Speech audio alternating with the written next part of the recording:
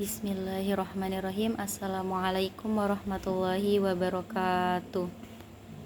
Baiklah, saya akan menjelaskan perkembangan Islam pada masa dinasti Umayyah. Baiklah, Bani Umayyah adalah dinasti lain yang menandai besarnya peradaban Islam. Dalam sejarahnya, kesultanan ini berdiri selepas kejadian Tahkim dalam perang Siffin yang melibatkan Ali bin Abi Thalib. Muawiyah bin Abi Sufyan sebagai pendiri sekaligus khalifah pertama Bani Umayyah menjalin kesepakatan damai dengan sang Khulafaur Rasyidin. Selepas Ali, pemerintahan yang dilanjutkan Hasan bin Ali cenderung lemah hingga menyerahkan pada Muawiyah. Sejak saat itu dimulailah sejarah salah satu bukti kejayaan sejarah peradaban Islam di dunia,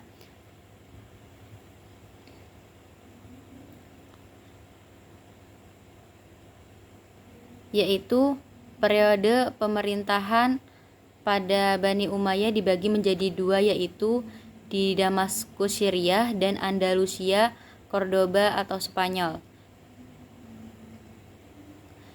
Dinasti Umayyah di Andalusia awalnya merupakan wilayah taklukan Umayyah yang dipimpin seorang gubernur pada zaman Walid bin Abdul Malik.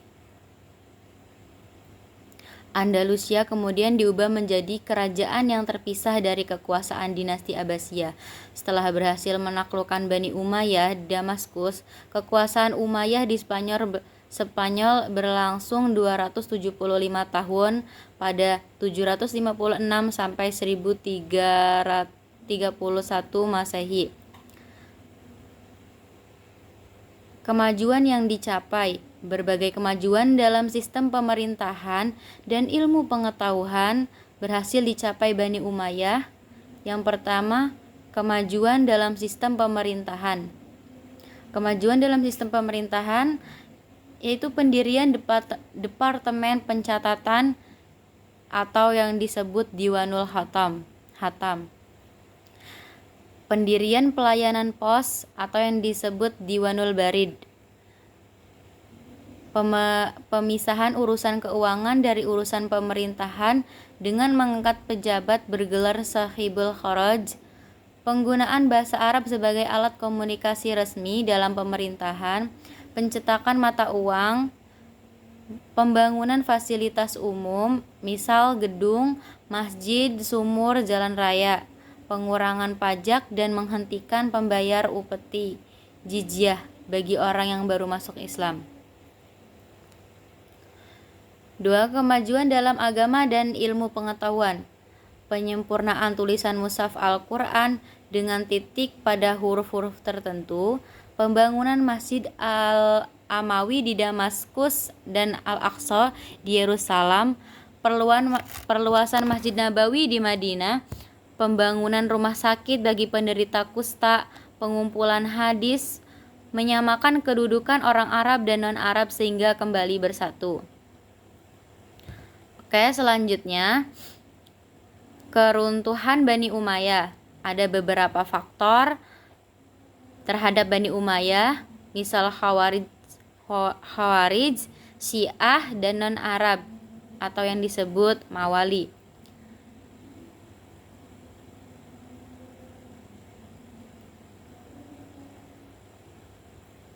Tidak adanya ketentuan jelas tentang sistem pergantian khalifah, perpecahan antara etnis suku Arabiah Utara atau yang disebut Bani Qais dengan suku Arabiah Selatan atau yang disebut Bani Qalb. Senang hidup mewah, terbunuhnya Khalifah Marwan bin Muhammad yang dilakukan tentara dinasti Abbasiyah sebagai akhir dinasti Bani Umayyah di Damaskus. Munculnya kekuatan baru yang dipimpin keturunan Al-Abbas bin Abdul Muthalib sebagai saingan Bani Umayyah.